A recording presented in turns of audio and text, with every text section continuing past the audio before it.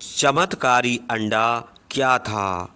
आइए हम जानते हैं इस छोटे से वीडियो में। एक दिन गणेश का चराचर को मुक्त कर देने वाला वेद गान हो रहा था। सभी लोग आनंदित होकर सुन रहे थे। उस अमृतमय वातावरण में अत्यंत क्षुब्ध कर देने वाले रूप में नूतन नामक दैत्य कूद पड़ा। उसके कर्कश स्वर से गिर गुफाएं विदीर्ण होने लगीं। उस भयानक असुर के 3 मुख, 4 सींग, 5 नेत्र, 4 कान, 8 पैर और 2 पूंछें थीं। वह दैत्य गणेश के सम्मुख नृत्य करने लगा। वह आकाश में उड़ा और दूसरे ही क्षण अदृश्य हो गया। इस प्रकार वह क्षण प्रति क्षण दृश्य अदृश्य होने लगा। उसकी अत्यंत भयानक आकृति देखकर सभी डरने लगे। असुरारी गणेश उठे और असुर के पीछे दौड़े। छल कपट से भरा दैत्य वन में भागा। इस प्रकार वह गणेश को गहन वन में ले गया। गणेश ने उसे पकड़ना चाहा तो वह विकट असुर पृथ्वी को रौंदता हुआ आकाश में उड़ गया। कुपित होकर उन्होंने उसे लक्ष्य करते हुए अपना पांस फेंका। पृथ्वी कांप उठी और अंतरिक्ष में मेघ बिखर गए। आकाश के नक्षत्र टूट टूट कर गिरने लगे। पास के सम्मुख असुर की माया ना चली। क्षण भर में ही पाशबद्ध महादैत्य गणेश के समक्ष धरती पर गिर पड़ा। असुर के विशाल हाथ पैर टूट गए और उसका श्वास अवरुद्ध हो गया। वहाँ मयूरेश के पीछे दौड़कर एकत्र हुए मुनि पुत्रों के सम्मुख नेत्रों के द्वारा उसके प्राण निकल गए। मुनि पुत्रों ने उसके शव की बड़ी दुर्दशा की। वहाँ आमों का बाग था। आम के वृक्ष के फलों से लदे थे। अधिक दौड़ने और देर हो जाने से मुनि पुत्रों की भूख जागृत हो गई थी। वे मुनि पुत्र गणेश की अनुमति से फलों से लदे आम के वृक्ष से आम तोड़कर खाने लगे। कुछ बालक फल खाते और कुछ विनोद करते हुए उसे दूर फेंक देते थे। एक मुनि पुत्र का फेंका हुआ फल उस स्त्री के मस्तक पर जोर से लगा, जो बहुत दिनों से एक अंडे की रक्षा कर रही थी।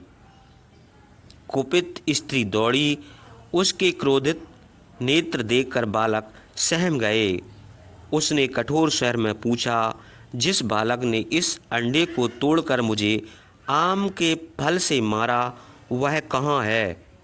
कुपित नारी को देखते ही गणेश वृक्ष के कोटर में छिप गए। वहाँ उन्होंने शशि मंडल तुल्य एक दूसरे श्वेत अंडा देखा। गणेश ने उसे अपने सशक्त हाथों से उठाया कि वह अंडा फूट गया। उस अंडे में से एक विशाल पक्षी निकला, जिसका कंठ नीला था। उसके नेत्र और पंख विशाल थे। उसने अपना पंख हिलाया ही था कि धरती कांपने लगी। उस महान पक्षी ने भागते हुए मुनि पुत्रों पर अपने पंखों से प्रहार कर उनका मार्ग अवरुद्ध कर दिया। यह विशाल पक्षी मुनि पुत्रों को मार डालेगा।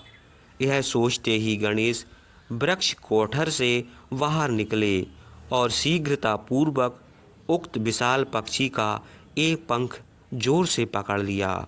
पक्षी और गणेश में भयानक युद्ध छिड़ गया।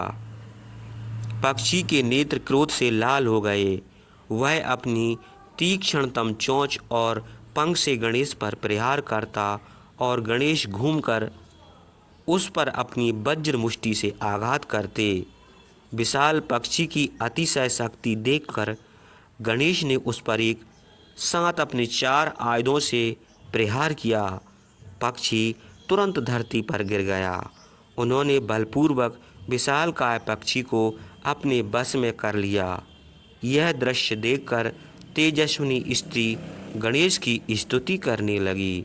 प्रभु, आप रजोगुण के युग से सृष्टि करता, ब्रह्मदेव सत्वगुण के युग पालक, विष्णु और तमोगुण के युग से संहारक रुद्र भी हैं। आपका सगुण तत्व देवता और ऋषि भी नहीं जानते, फिर चराचर गुरु आपके निर्गुण तत्व को कौन जानने वाला है।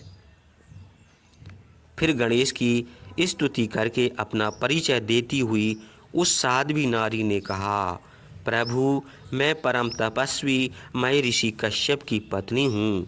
मेरा नाम बनता है। यह विशाल मयूर पक्षी उन्हीं महामुनि का पुत्र है।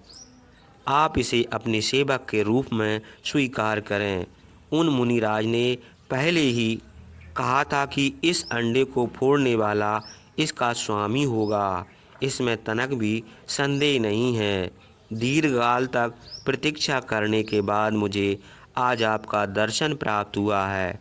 पुनः अत्यंत दीन भाव से विनता ने प्रार्थना की, प्रभु, मेरे जटाऊ, शयन और संपाति इन तीनों पुत्रों को कद्रु पुत्रों ने नागलोक में बंदी बना रखा है। दयामय आप शीघ्र ही उनको मुक्त कर मुझे शांति प्रदान करें। गणेश बोले, माता तुम चिंता मत करो, मैं तुम्हारे पुत्रों को शीघ्र ही मुक्त करके तुम्हारे पास ले आऊँगा।